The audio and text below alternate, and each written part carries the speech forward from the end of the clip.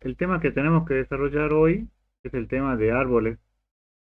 El tema de árboles eh, dentro de la minería de datos es fundamental. No sé si se acuerdan cuando vimos las técnicas de la minería de datos, que había varias, digamos.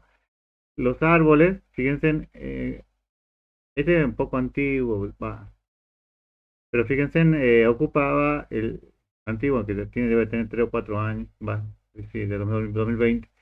Pero fíjense que los árboles era la segunda técnica más usada, digamos, y aún hoy es una de las más aplicadas, digamos. Muchas veces, a veces por el nombre o por lo que fuera, digamos, uno quiere resolver un problema con redes neuronales o con aprendizaje profundo o con SVM. Fíjense que antes SVM era de lo más usado y ahora prácticamente no se lo usa. Pero la técnica de árboles es una técnica muy sencilla que se aplica bastante, digamos, y que obtiene muy buenos resultados. Vamos a ver ahora el tema de la performance o cómo saber cuál es la efectividad que tiene las técnicas que estamos desarrollando, digamos. Pero el tema de los árboles es muy básico, digamos, y es muy simple y tiene muy buenos resultados, ¿no? Entonces, para empezar los árboles, el operador más sencillo es el árbol de decisión. Dice, genera un modelo de árbol de decisión que se puede utilizar para clasificación y regresión. Para obtener, bueno, acá tiene el ejemplo. Ay, perdón. Estaba en, estaba en la práctica. El árbol de decisión, fíjense en que es el método analítico a través de la representación esquemática de la alternativa disponible que facilita la toma de decisiones. Entonces, fíjense en que si, por ejemplo, yo tengo un prospecto acá de sueldo, el sueldo podría ser, no sé, de 0 a $2.000, 2.000 a 5.000 o más de 5.000 o cierto importe, digamos. Yo puedo ir armando, digamos, un árbol con los posibles valores que yo puedo tomar en cada caso. Fíjense que se dice que se considera uno de los mejores y más utilizados en aprendizaje supervisado. ¿Cuál era el aprendizaje supervisado?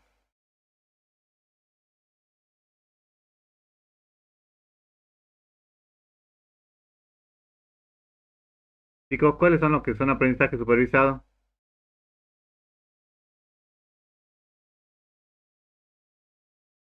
Los que tienen qué cosa.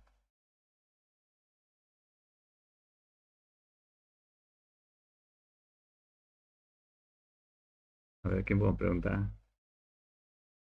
Ángel Aparicio,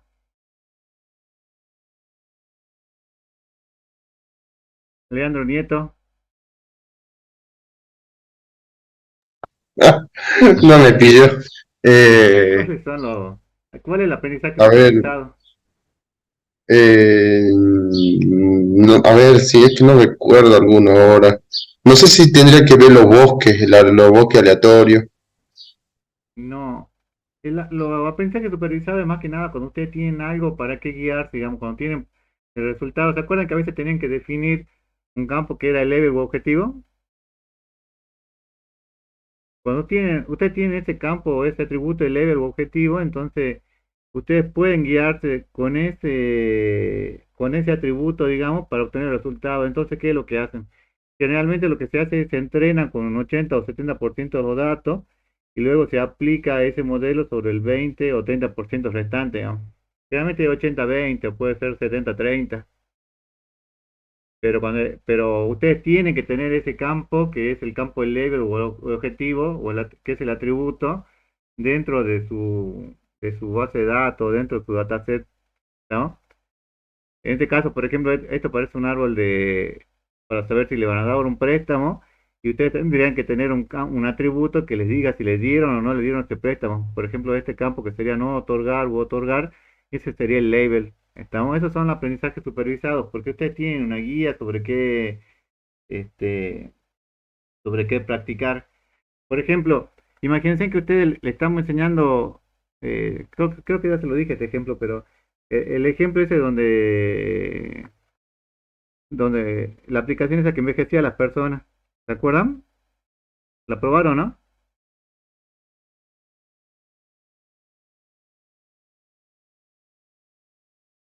¿La probaron o Sí, no? profe. ¿Ah? Sí, sí, la probamos. Bueno, O mejor dicho, sí la probé. bueno, esta aplicación, ¿qué es lo que hace? Digamos, usted le enseñaron un modelo y obtuvieron tenían ese level objetivo, entonces supongamos que yo practiqué con, no sé, con 10.000 fotos y vi cómo esas 10.000 personas envejecían y obtenían resultados, digamos que era ese level. Entonces después yo pongo cualquier otra persona y en base a ese aprendizaje que yo tengo, puedo deducir cómo envejecería esa persona, digamos, esto es lo que se hace. Fíjense que a diferencia de los modelos lineales, mapean bastante bien las relaciones no lineales, digamos. Son adaptables para resolver cualquier tipo de problema, ya sea de clasificación o de regresión. Se construyen a partir de la identificación sucesiva de los atributos más relevantes. O sea, cuando yo voy a analizar acá mi dataset, tengo que ver cuáles son los atributos. Podrían ser 2, 3, 4, 10, 100.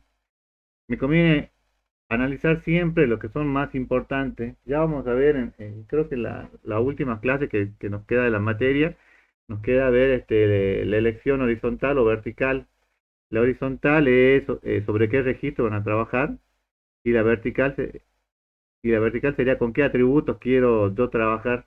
Entonces yo podría elegir no trabajar con los 50 atributos, sino hacer una selección y trabajar con 5 de esos 50 atributos. Entonces los resultados van a ser es mucho más fácil aplicar sobre 5 atributos que aplicarlos sobre 50, ¿no?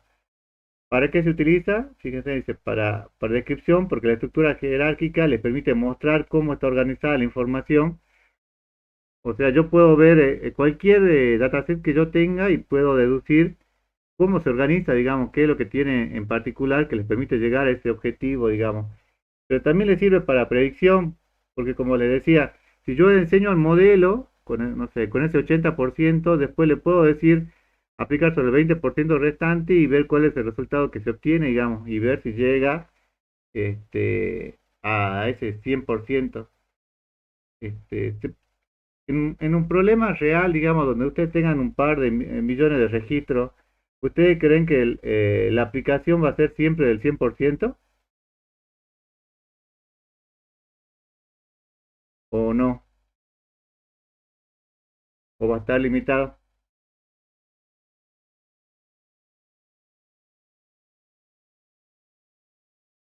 Villarrubia, ¿está Villarrubia? Sí, profe, acá.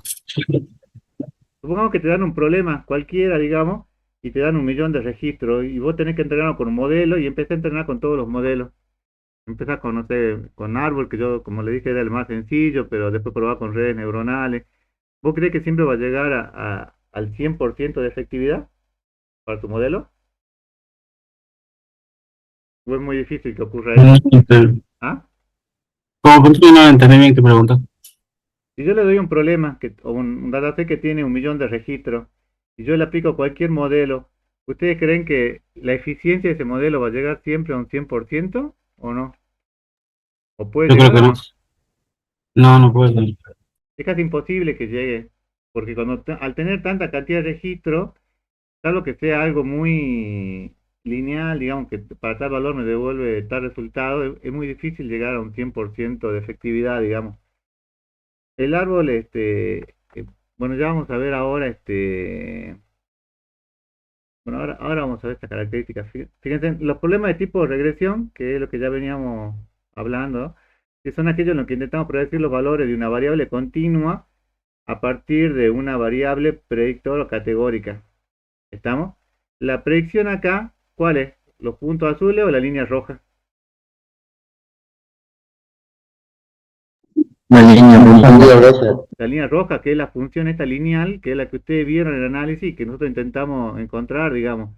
Ahora, ¿qué es lo que yo quiero? Que esta función, digamos, sea lo más cercano posible al punto que tenemos como referencia, digamos. No siempre se va a llegar, por eso le dice, intentamos predecir los valores de una variable continua, que serían los puntos, a partir de uno o más variables categóricas, ¿no? Es lo que vamos a intentar demostrar.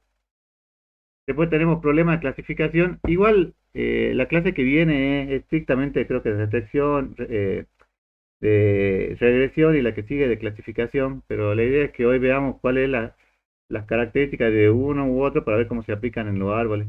Fíjense, los problemas de clasificación dice que son aquellos en los que intentamos predecir los valores de una variable dependiente categórica a partir de unas variables predictoras continuas, o sea, es al revés, digamos. Queremos descubrir en qué grupo están ustedes, que por ejemplo podrían estar en el grupo de aprobados o en el grupo de desaprobados. Entonces intentamos ver qué tipo de automóvil es un auto que es 70% o pertenece a una camioneta, digamos.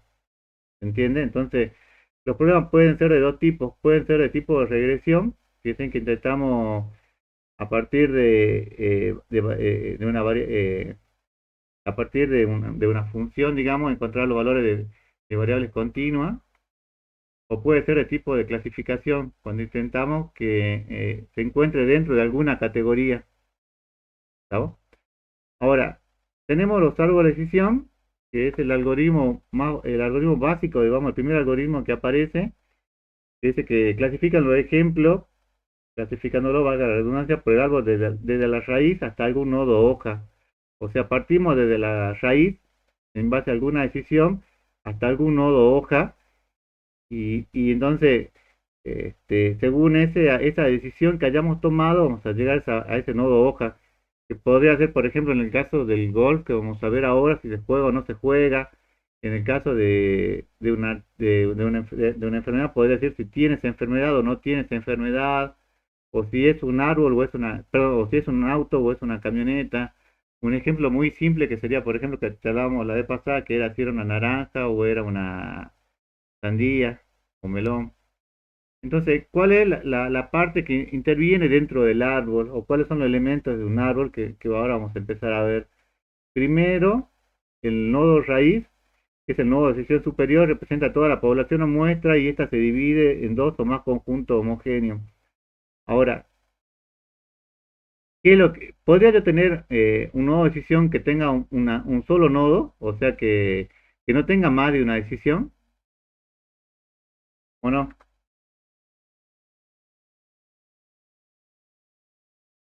¿Se entiende la pregunta o no? ¿Podría yo tener acá un solo nodo que solamente es como que tenga solamente la parte verdadera o sí tiene que tener No, la parte profe. verdadera o falsa? Sí o sí tendría que haber como mínimo dos opciones. Sí o sí tiene que estar como mínimo dos, digamos, porque si no, no sería un árbol, digamos, si no sería un nodo a continuación de otro y no tiene ese sentido, digamos. Ahora, convendría que yo tenga en el nodo de decisión que tenga acá no dos, sino que tenga, no sé, 50 posibles nodos a los cuales ir. O sea, en vez de ser dos, que sea 50.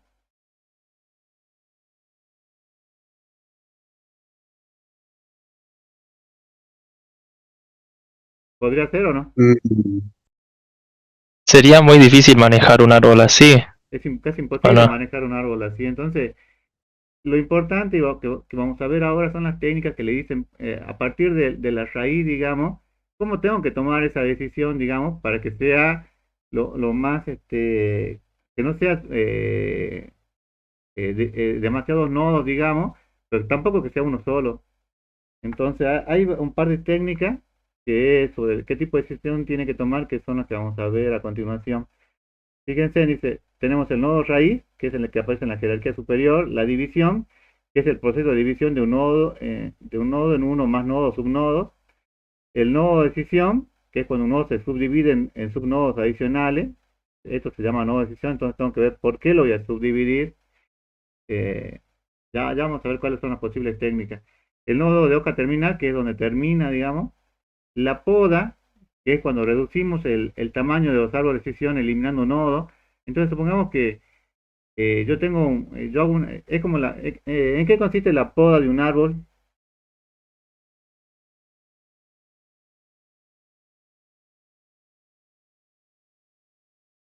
Digo, ¿qué es la poda de un árbol? ¿Ninguno poda un árbol? ¿O vio cómo es una poda de un árbol? Yo sí podía, profe, pero más que nada lo hago para que no haya tantas ramas, no sea tan Bueno, pero ¿qué es lo que hace vos? desbaratado. Cortar las ramas.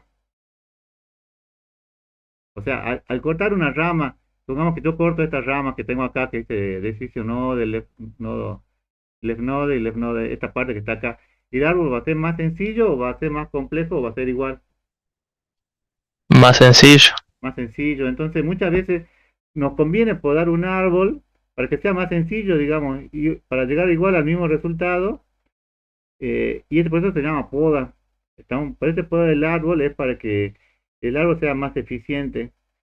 Después podemos tener un subárbol, que es una subsección, digamos, o una rama o subárbol del árbol, y pueden ser el nodo padre o nodo hijo, estamos dependiendo de qué lado miren el nodo. ¿Cuál es el paso del algoritmo del árbol de decisión? Y estos son los siguientes pasos que tienen que cumplir. Primero tenemos que ver todos los ejemplos de entrenamiento en el nodo raíz. O sea que si yo tengo 50 casos, los 50 casos van a estar en el nodo raíz. Luego tengo que ver los atributos que son categóricos. ¿Cuáles son los que son categóricos? Pueden ser categóricos o discretos, digamos. ¿Cuáles son los categóricos? Categóricos continuos. ¿Cuáles son los categóricos? Los que son discretos. Sí, pero ¿cuáles son los discretos? Los que están en una determinada categoría. Por ejemplo, nosotros tenemos alumnos y los alumnos pueden ser hombres o mujeres, digamos. No hay una categoría, por lo menos nosotros no tenemos categoría intermedio. Pertenecen a una carrera o pertenecen a otra carrera, digamos. O sea, están dentro de una categoría o de grupo o de un grupo determinado. Entonces, tenemos que ver cuáles son los atributos categóricos que tenemos.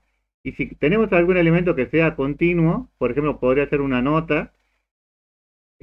Supongamos que queremos tener aprobado, desaprobado, promocionado. Y los aprobados son hasta 4, los promocionados, perdón, los regulares hasta 7 y los promocionados de 7 a 10. Entonces, ¿cuántas categorías tendría ahí?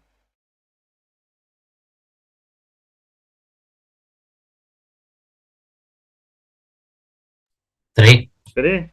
Y si yo tuviera un alumno que sacó 3.3, ¿en qué categoría pertenece? ¿En qué categoría está?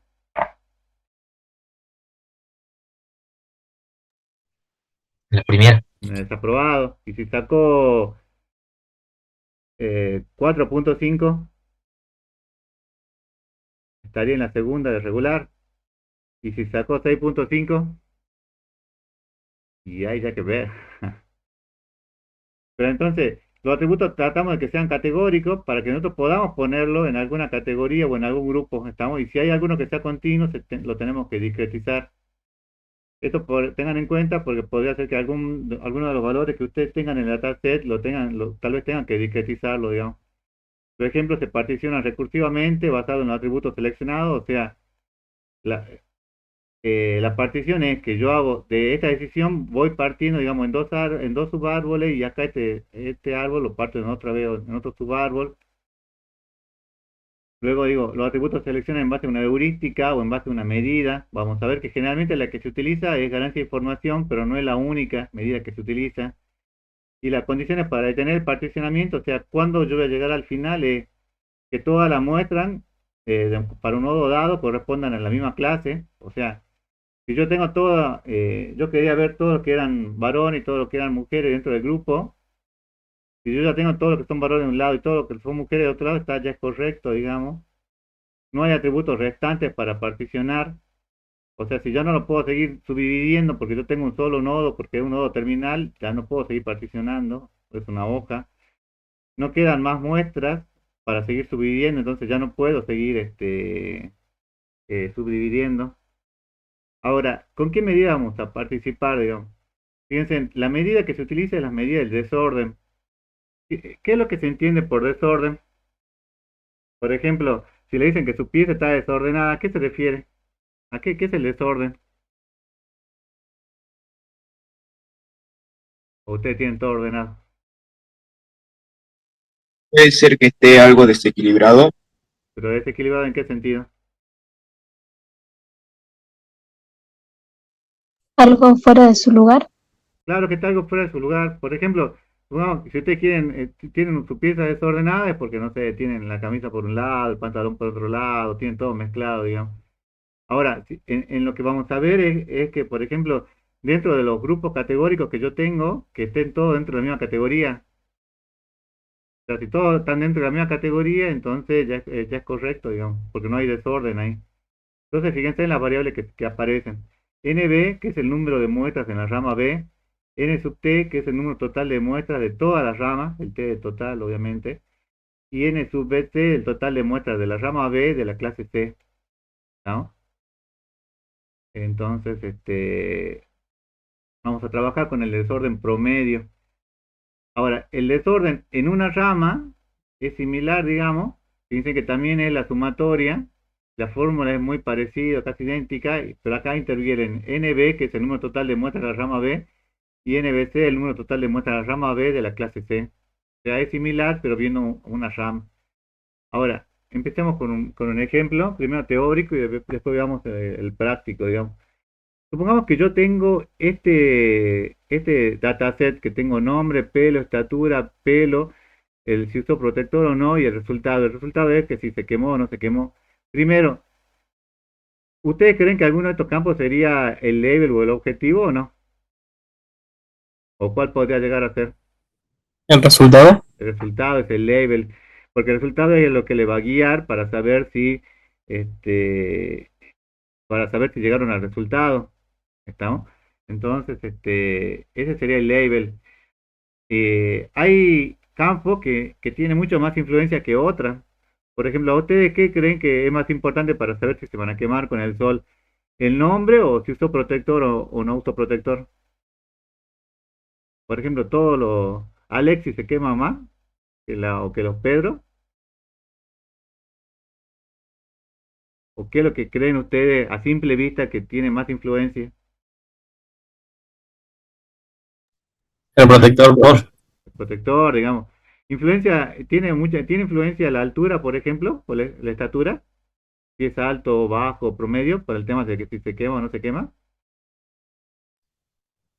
Igual se va a quemar. ¿Ah? No creo, bro. No creo. Pero por ejemplo, el pelo. ¿Importa si por ejemplo tiene el pelo rubio, castaño, pelirrojo?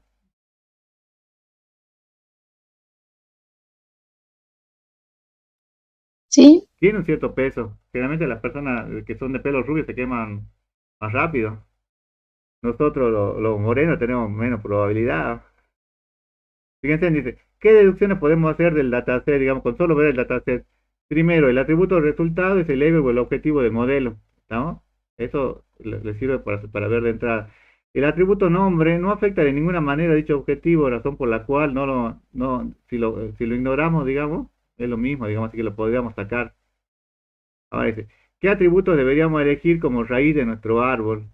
Entonces procedemos a indicar, según los valores de cada atributo, la distribución de las personas que se quemaron, si son las que están con rojo o no, digamos. Por ejemplo, en el pelo, ¿quiénes son las que se quemaron? Fíjense, son las que están con rojo. ¿Quiénes se quemaron aquí?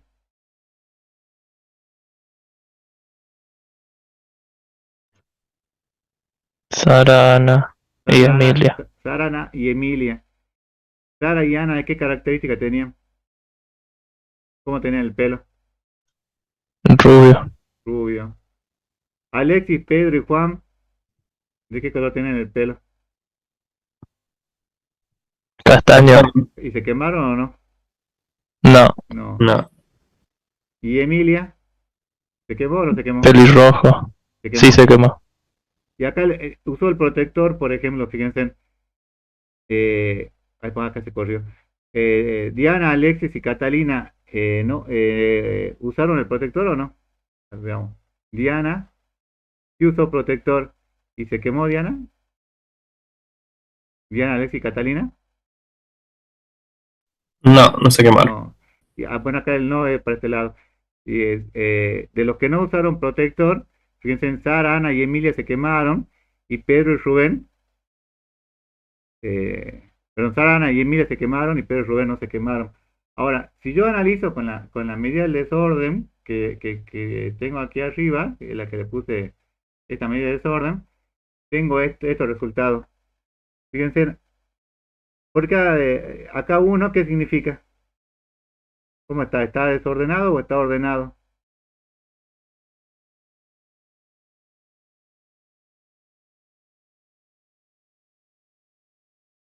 Fíjense que acá tengo 0 para Alexis, para Castaño, que es Alexis, Pedro y Juan, y 0 para Emilia. Pero ¿por qué acá me aparece un 1? Cuando yo aplico esta fórmula que tengo acá del desorden, que si quieren después la pueden hacer, ¿por qué me aparece 1? ¿Qué significa el 1 acá? ¿Que está desordenado o que está ordenado? ¿Está desordenado? Puede ser una. Que está desordenado, la mitad del grupo, de los elementos del grupo que yo tengo se quemaron y la mitad del grupo no se quemaron, digamos. Aquí, por ejemplo, tengo un 0. ¿Qué significa un 0? ¿Que está ordenado o que está desordenado? Ordenado, profe. Que está ordenado. ¿Por qué? Porque los 3, ¿qué le pasó a los 3? ¿Se quemaron o no se quemaron?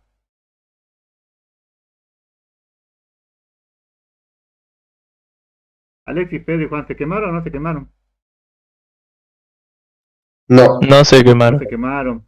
Y lo que tienen pelo pelirrojo también me da 0. Porque dentro del mismo grupo está ordenado, digamos. Emilia, en este caso que tiene el pelo pelirrojo, se quemó, pero también es 0. ¿Se entiende? Entonces, si yo aplico esta fórmula, fíjense, y lo aplico acá para P, bueno, este es para cada una de las ramas. Si yo lo aplico en total, digamos, fíjense que acá tengo un desorden de 0.5, acá de 0.9, acá de 0.6 y acá de 0.6. Entonces, como yo ya tengo, ¿con cuál de todo me tendría que quedar? ¿Con el que está menos desordenado o con el que está más desordenado? ¿Con quién partirán ustedes? El que tiene 0,5 acá. Este 0,5 es el promedio, ¿no? De estos tres, digamos. Y este 0,9 el promedio también de estos tres, digamos. ¿Con quién partirían ustedes? ¿Con el que está más ordenado, que en el caso el pelo, o el que está más desordenado, que en este caso el peso?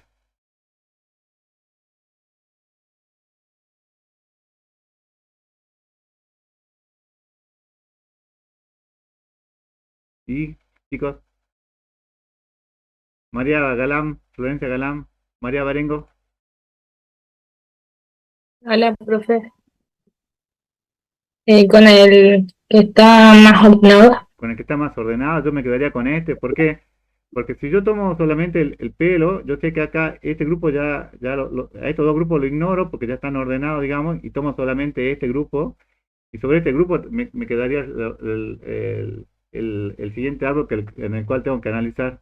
¿Se entiende? Entonces, yo acá tengo el atributo y el desorden. Me dice que el pelo es de 0,5, la estatura 0,6, el peso es 0,9 y el protector de 0,6.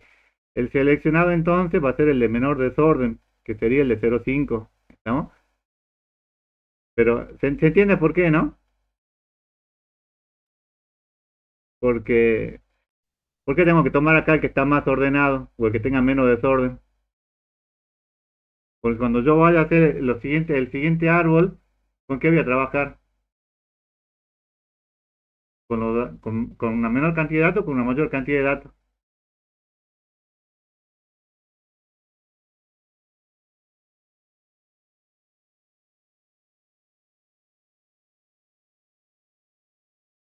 Con una menor cantidad de datos. Porque si yo acá ya tengo el pelo, estos de dos grupos ya están ordenados, solamente me tendré que analizar sobre este tercer grupo, que es el que me está dando problemas. ¿Estamos? Entonces, sobre ese grupo que me queda, que fíjense en que es Sara, Diana, Ana y Catalina, vuelvo a hacer la división. Entonces tengo Sara, Ana, Diana y Catalina y lo analizo por la estatura, por el peso y por el protector. De los tres grupos que yo tengo aquí, con solo ver esto, digamos, cómo está ordenado, desordenado, ¿cuál creen ustedes que va a ser el de menor desorden o el más ordenado? ¿La estatura, el peso o el protector el con los valores que me Protector. quedaron? protector el medio desordenado sería, ¿no? Claro, el protector. ¿Por qué? Porque ya tengo los dos grupos perfectamente separados. O sea que de este primer árbol que yo tengo aquí, yo elijo el pelo y entonces estos dos grupos los separo y trabajo solamente con los que me quedaron acá. Y luego sobre ese segundo grupo, obviamente lo elegí porque era el de menor desorden, ¿no? Sobre ese segundo grupo lo aplico, pero sobre los atributos restantes, digamos, entonces me combina aplicar el de menor desorden y me quedo con ese grupo. ¿Se entiende cuál es la lógica del árbol de decisión? Sí, profe. Igual, ya vamos a ver ahora en la práctica que lo que interesa o con lo que tenemos que practicar es con esto, digamos, con esta medida del desorden, porque básicamente creo que hay dos medidas de desorden que ustedes van a trabajar en la práctica, que ahora la vamos a ver, digamos, entonces tienen que ver en qué caso les conviene aplicar una medida o les conviene aplicar otra. Ahora, los random forest o árboles aleatorios es una combinación de árboles. ¿Qué es una combinación de árbol? Del conjunto de valores que yo tengo aquí. Fíjense que yo lo separo en un árbol, este sería el árbol 1, que sería una combinación, fíjense, en X1, X2, X6, X10, una combinación de 4. Tengo un árbol 2, que es X1, X3, X9 y X7, sería otro árbol. Un árbol 3, que sería otro árbol. Entonces, ¿qué es lo que hago? Como tengo un conjunto de árboles, sobre estos valores yo los trabajo y al final después el resultado, la salida, va a ser sobre el promedio de todos los árboles, ¿no? Ahora, ¿esto qué creen? ¿Va a ser menos trabajo que trabajar con un solo árbol o va a ser más trabajo? O sea, me refiero más trabajo en el tema de procesamiento, ¿no? ¿Cuál creen que va a ser más sencillo? ¿Trabajar con un solo árbol o con varios árboles? ¿O con conjuntos de árboles como en este caso?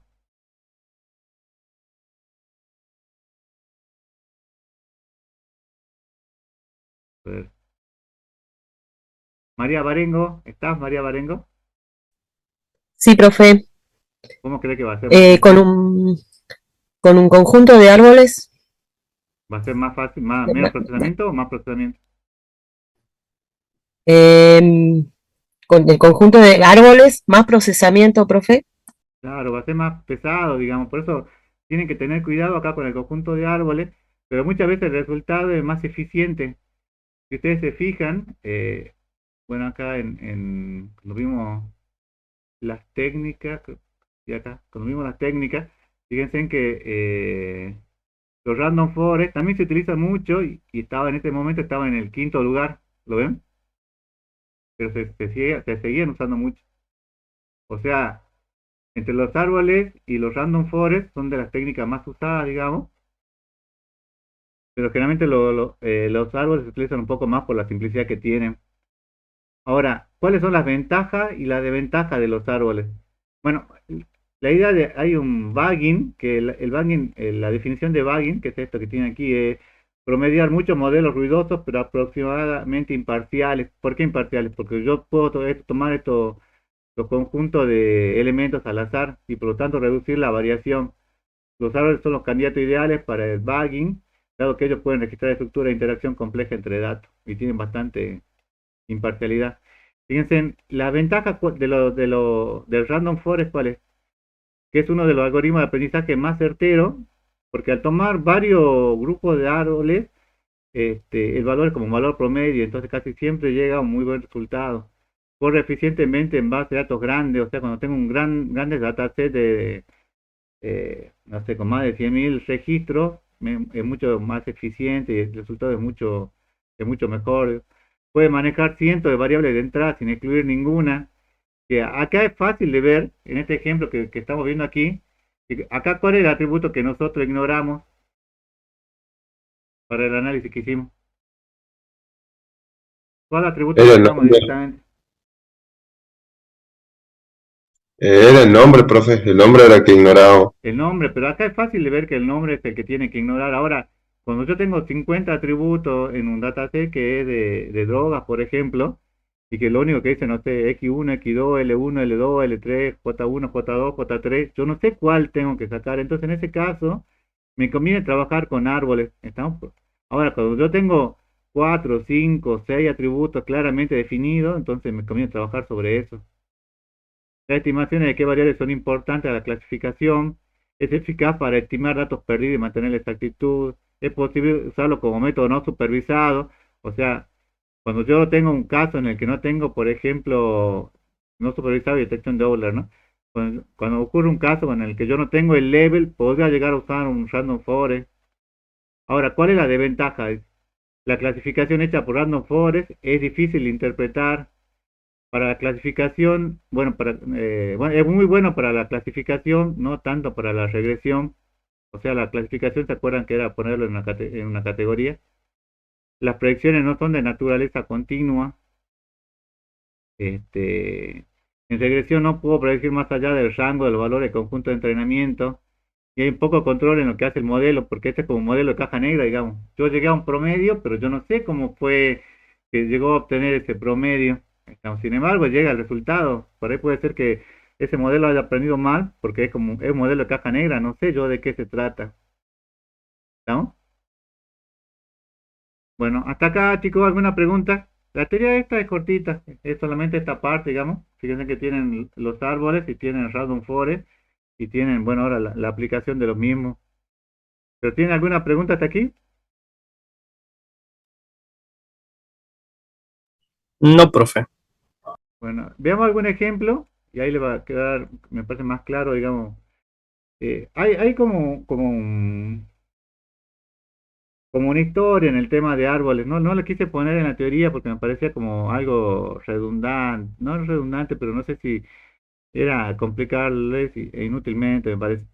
Porque la idea de, cuando apareció el árbol, después apareció, creo, el 4-5, una mejora del árbol, le decían que fue el 4-5, después apareció otra mejora que fue el 5, creo que ahora está el 6, y bueno, son como versiones, digamos, que ustedes tienen de software, pero en este caso son versiones del algoritmo del árbol, digamos. Creo que ustedes van a trabajar con dos nada más. Fíjense, el árbol de decisión dice, bueno, yo genero este modelo, fíjense que puedo ir, recuperar, este es el ejemplo que ya tienen ya, recupero y tienen acá mi árbol de decisión. Acá lo que es importante es que vean este criterio, por ejemplo, acá es la ganancia de radio y la profundidad que yo voy a tener. La profundidad se refiere hasta qué nivel yo voy a definir. Si yo le coloco 20, ¿qué significa?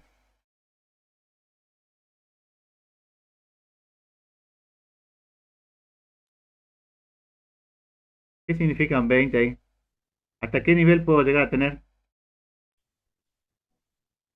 Nivel 20. Hasta 20, o sea, hasta 20 niveles, partiendo de la raíz hasta la última, hasta el al nodo terminal, digamos, puede tener hasta 20. Y paro en el nivel 20 porque después el árbol sería demasiado grande, digamos. Inclusive esto podría ser mucho más grande.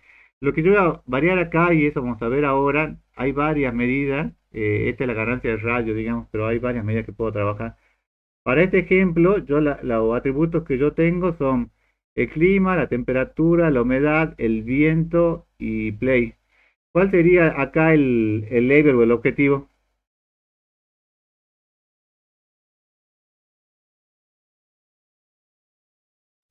El play. El play, porque acá me está diciendo ya si juega o no se juega al golf.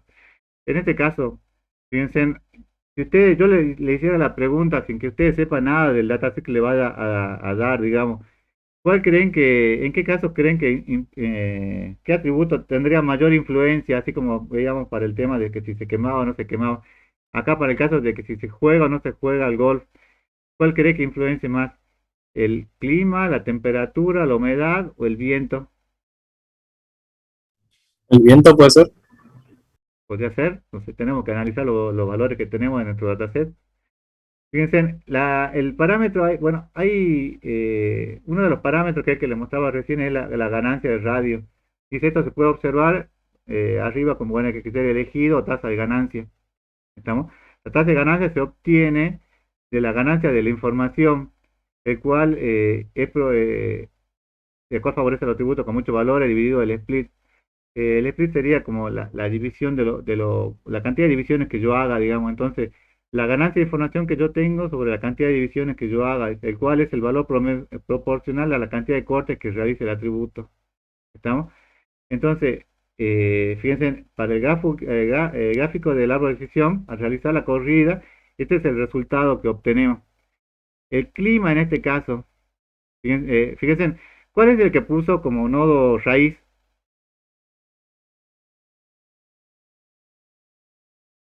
El clima, el viento, la humedad, ¿cuál es la raíz en este caso?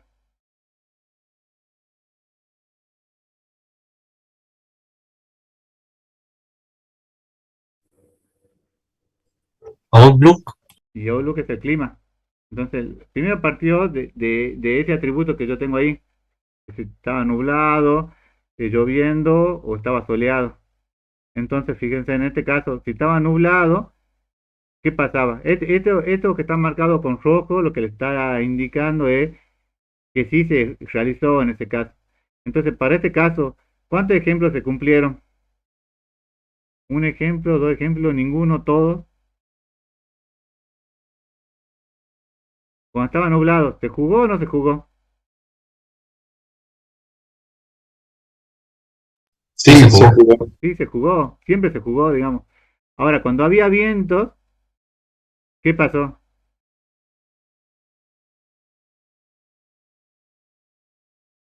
Se jugó en algunos No casos se jugó. No y en se otros jugó. casos no, digamos. La mayor parte de las veces se jugaba, digamos, o por lo menos una cantidad más de registro, digamos. Acuérdense que este es un dataset pequeño, debe tener menos, aquí creo que decía, creo que tenía 10 registros, 12 registros, es chico, digamos, el He dataset, visto, profe, 14 ejemplares. 14 chicos. Sí. Bueno, fíjense, en el caso de la humedad también es algo parecido. Realmente cuando hay mucha humedad no se juega, digamos. Ahora, este es el resultado que le devuelve el, el árbol. Fíjense, cuando está nublado, ¿qué es lo que ocurre? ¿Cuántos casos se dieron que sí se jugaron y cuántos casos no se jugaron cuando estaba nublado?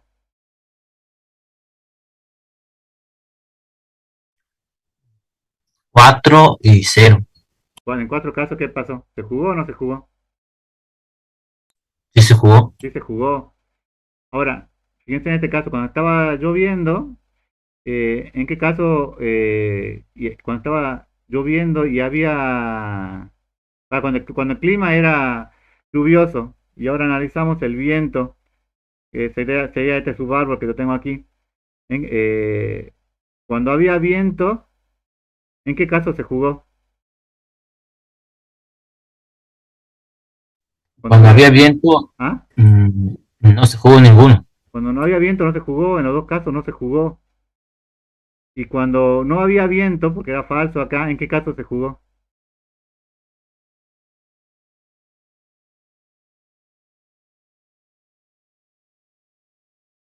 Cuando estaba lloviendo, pero no había viento, ¿en qué caso se jugó? En 3. En 3 casos se jugaron y en ningún caso no se jugó, digamos. ¿Estamos? Bueno, así lo tienen que leer.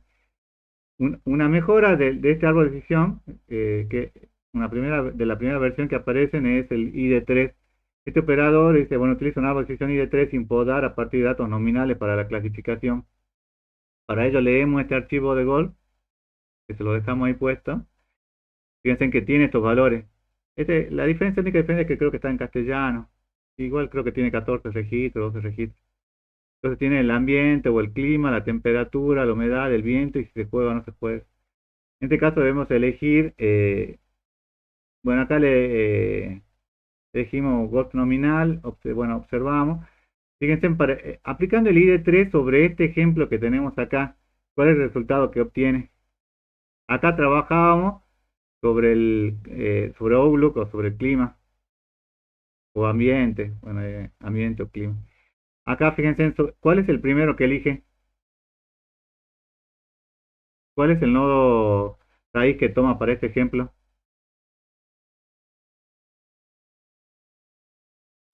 ¿El ambiente? De vuelta al ambiente, fíjense en lo mismo, le da una situación parecida y fíjense en que le da también un árbol parecido, digamos, con los valores. Ahora, esto se debe principalmente porque usó el criterio ganancia de información, ¿no? ¿Qué ocurre si en el ejemplo anterior cambiamos el valor? Ahí no sé si se llega a ver. ¿Ven que acá hay ganancia de información? ¿Lo ven? Creo que en el primero que habíamos visto era ganancia de radio. En el segundo, fíjense que también obtenemos ganancia de información con el ID3, también ganancia de información. Pero ¿qué pasa si acá en vez de ser ganancia por información con el que trabaja, lo cambiamos y le ponemos ganancia de radio?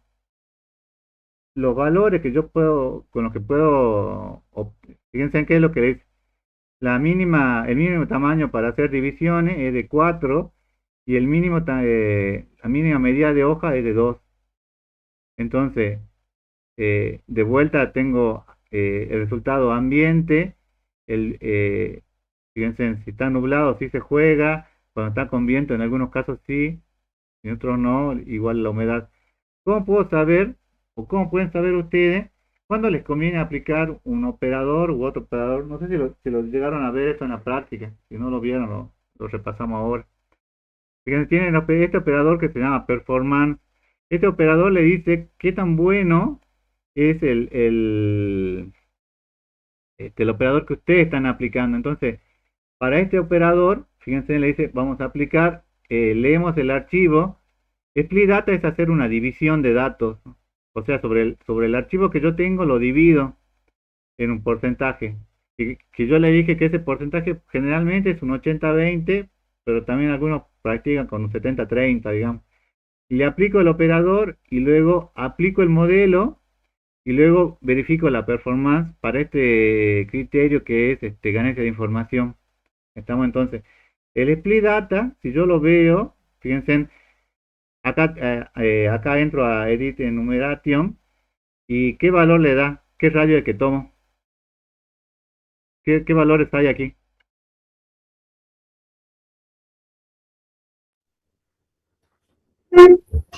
80-20 80-20, ¿qué significa eso? ¿Con cuántos datos voy a entrenar el modelo? con 80%. Con 80% entreno el modelo. Fíjense que acá el split data salen dos líneas, digamos.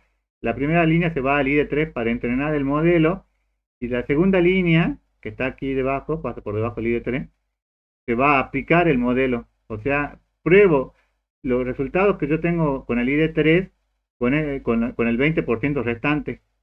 ¿Estamos? Entonces, acá pruebo con un 80-20. Pero si no probara con un 80-20, ¿con qué otro valor podría yo tomar? Supongo que debe haber una. La verdad no vi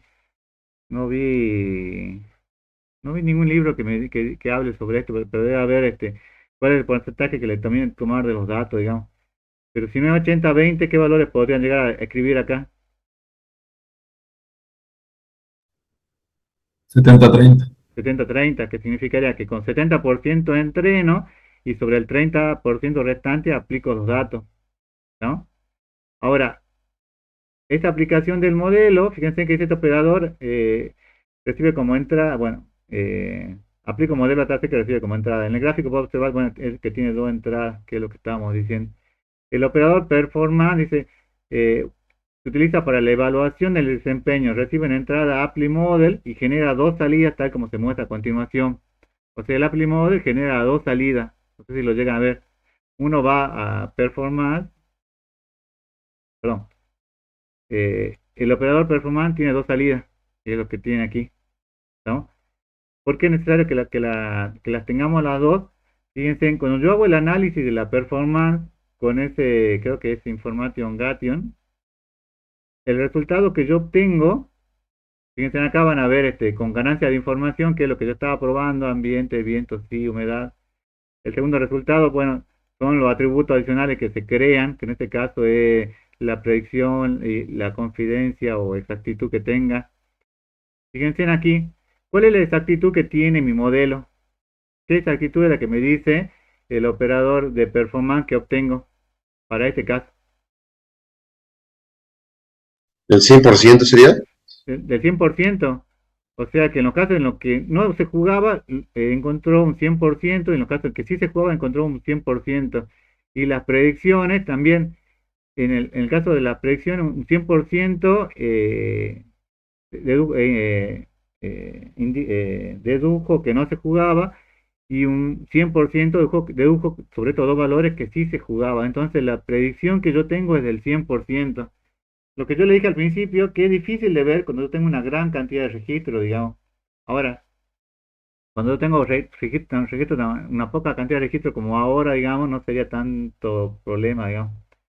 Entonces, fíjense en qué pasa si en vez de information gation, o en vez de este parámetro de information gain, de ganancia de información, que es el que yo tengo definido, pongo ganancia de radio. Fíjense en cuál es la exactitud que tengo para ese modelo.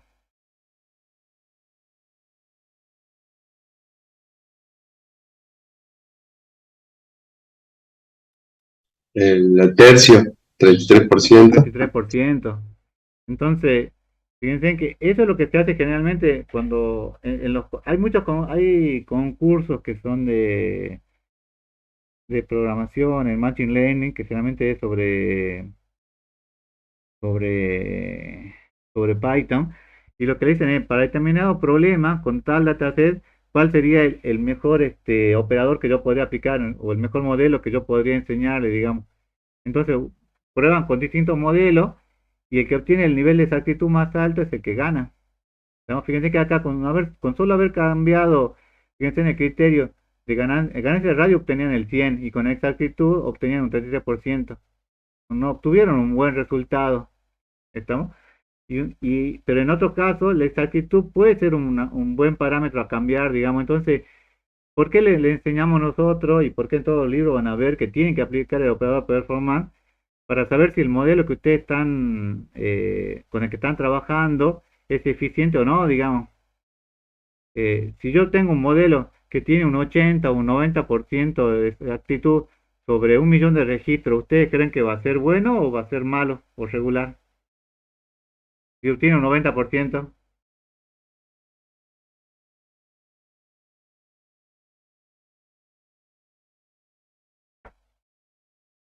Va a ser bueno, profe. Realmente va a ser bueno porque estamos trabajando un 90% sobre 1 millón de registros y es difícil llegar, fíjense, sobre 1 millón de registros significa que yo con un 80-20 entrené sobre 800.000 registros y lo apliqué sobre los 200.000 y este modelo en 200.000 casi en un 90% encontró un resultado correcto. Las predicciones que hizo fueron correctas, digamos. Entonces es un buen resultado. Ahora, ¿qué pasa si yo aplico mi modelo? Ustedes están contentos en el parcial. Pues, generalmente nosotros le damos un problema a cualquiera, digamos. Y sobre ese problema ustedes aplican la performance y en la performance llegan a un 45% del modelo. ¿Ese es un modelo bueno o un modelo malo? ¿Cómo? Malo. Malo. Muchas veces están contentos porque dicen, lo resolví, lo apliqué redes neurales y me dio el resultado. Y después ustedes aplican la performance y la performance era de un 40%. Entonces, capaz que no era el operador que tendrían que haber aplicado para ese problema. O capaz que era el operador, pero tendrían que haber aplicado otro parámetro, ¿no? Sobre eso es que, no sé si decir que van a jugar, porque de eso depende por ahí su nota en el parcial, pero generalmente cuando le damos el problema, le decimos que tienen que llegar a un nivel de exactitud aceptable, digamos, aceptable generalmente arriba del 70-80%, digamos, ¿no? Más abajo no, digamos, porque si no, no entendieron, digamos, cuál era la idea de aplicar los diferentes modelos. Fíjense, para este operador random forest, fíjense, este ejemplo estaba bastante interesante. Yo aplico acá, recupero los archivos de Golf y armo diferentes combinaciones sobre este archivo. Fíjense en cuántas combinaciones armó. Si yo me pongo a ver, tengo 3, 4, 5, 6, 7, 8, 9, 10 combinaciones. Armó 10 combinaciones y sobre esas 10 combinaciones hizo todas las posibilidades. Fíjense, yo me paré acá en el árbol 1 y me armó esta combinación con temperatura. Me habré parado en el árbol 2 y puede ser que me haya otra combinación de temperatura, pero con otros subárboles que tenga debajo, digamos. Entonces tengo 10 posibles árboles. Y fíjense, y bueno, como resultado, dice, se obtiene una tabla con los pesos finales obtenidos para cada atributo. Entonces, sobre estos pesos, ¿con quién me conviene partir? ¿Estaba más ordenado o menos desordenado? ¿Cómo lo tomaban hace un rato? En el más ordenado. Y en este caso, ¿cuál sería?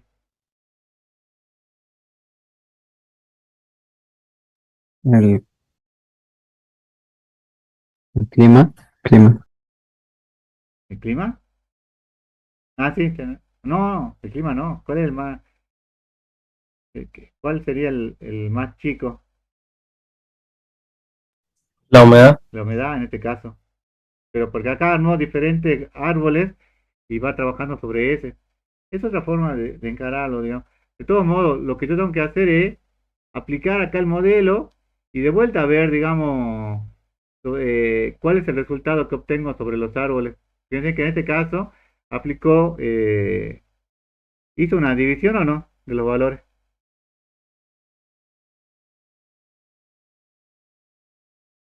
¿Se acuerdan de ese 80-20 que teníamos? ¿Lo probó o no lo probó? ¿Lo hizo o no lo hizo con 80-20, 70-30? Se ve que no, parece que no. No, acá en este caso tenía dos datasets, entonces tenía este archivo de Gold y este archivo de testeo. Entonces, probó sobre el 100% de los datos de Gold y los testeó sobre esos datos de testeo que él tiene, digamos. Y sobre eso aplicó el modelo. Y ahora no lo tengo. Pero bueno, ahí pueden ir ustedes, ahí con la aplicación del modelo, ustedes van determinando si su modelo es eficiente o no, digamos, ¿no? Yo creo que bueno, ahora